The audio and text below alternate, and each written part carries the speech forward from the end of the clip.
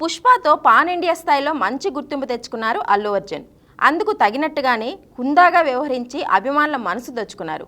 పొగాకు ఉత్పత్తులకు సంబంధించి తన దగ్గరకు వచ్చిన ఓ ప్రకటనను మరో ఆలోచన లేకుండా నో చెప్పారట. అభిమానులను తప్పుదోవ పట్టించి వారి ఆరోగ్యానికి నష్టం కలిగేలా ఎప్పుడూ ప్రవర్తించనని అన్నారట. వరల్డ్ టొబాకో డే సందర్భంగా ఈ విషయం సోషల్ మీడియాలో చక్కర్లు కొడుతోంది. సుకుమార్ దర్శకత్వంలో అల్లు అర్జున్ కథానాయికగా తెరకెక్కిన action thriller Pushpa the rise. ఈ మూవీ విడుదలైన తర్వాత దేశవ్యాప్తంగా పుష్పరాజ్కు విపరీతమైన క్రేజ్ వచ్చింది. దీన్ని దృష్టిలో పెట్టుకుని ఓ ప్రముఖ పొగాకు ఉత్పత్తుల సంస్థ బన్నీని కలిసింది.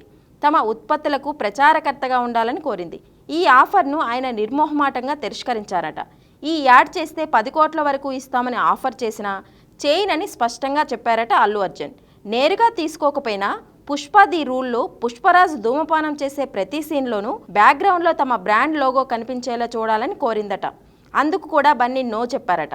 కేవలం నటన మాత్రమే కాదు, సామాజిక బాధ్యతల విషయంలో అల్లు అర్జున్ ఎప్పుడూ ముందుంటారు.